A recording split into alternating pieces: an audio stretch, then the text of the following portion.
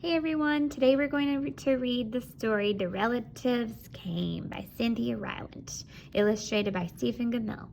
Okay, look at that. If you've ever had any visitors or any relatives coming over, you probably know how this story is going to go.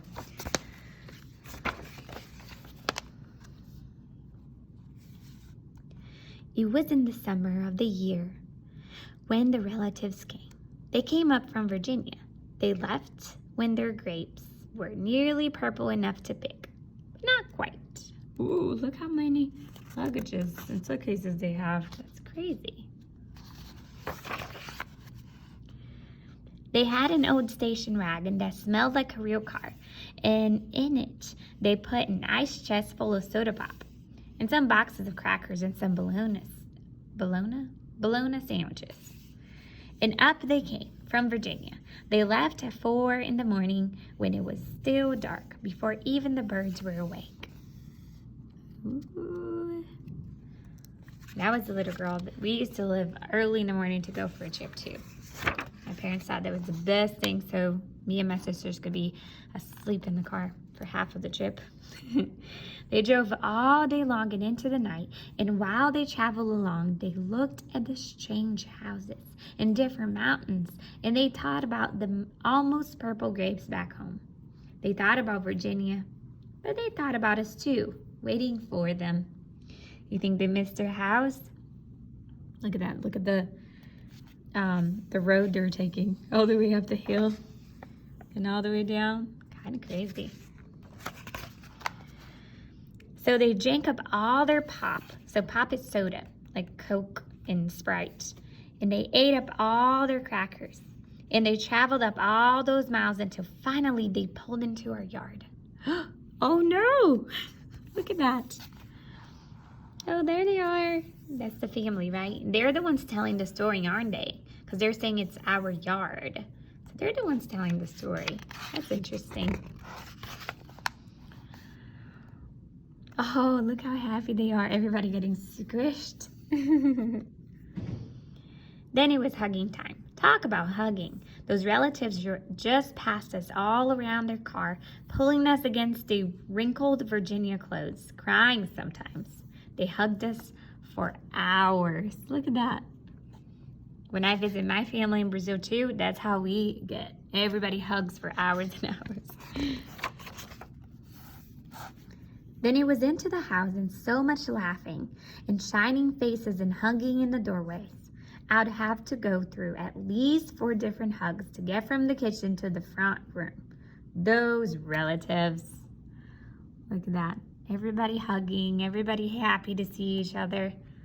Does your family get like that? Maybe during Christmas or Thanksgiving too, and everybody gets to come together. Oh, it's getting kind of crazy. Look at that food dripping on his hair. Oh no. Ooh, they're giving the dog some food too from the table. That's kind of crazy too. Look at all of that food and all those people.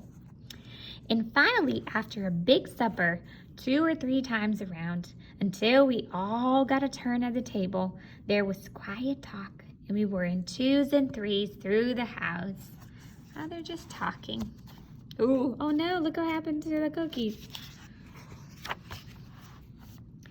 The relatives were in particular about beds, which was good, since there weren't any extras. So a few squeezed in with us, and the rest slept on the floor, some with their arms thrown over the closest person, or some with an arm across one person and a leg across another.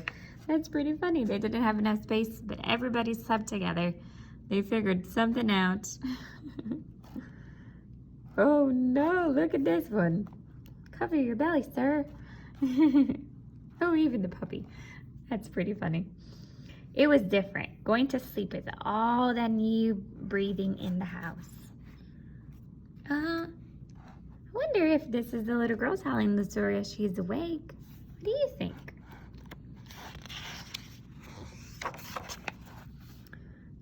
this is probably the next day. Let's see what's going on. The relatives stayed for weeks and weeks. They helped us tend the garden, and they fixed any broken things they could find. How sweet! They helped with the garden and they fixed broken things. Look at that. Relatives are all helping. Everybody seems like They're having fun. Man, that looks like a lot of fun, actually. They ate up all our strawberries and melons. They then promised we could eat up all their grapes and peaches when we came to Virginia. Aww. Yeah, that's pretty cool. That looks like a very, very awesome family. Ooh, everybody, what do you think they're gonna do? Think about it, they're all together. This guy is holding up a camera. Make a prediction. What do you think they're gonna do? Let's see. But none of us thought about Virginia much. We were so busy hugging and eating and breathing together. Well, it didn't tell us what they were gonna do, but I'm guessing they might be taking a picture, right?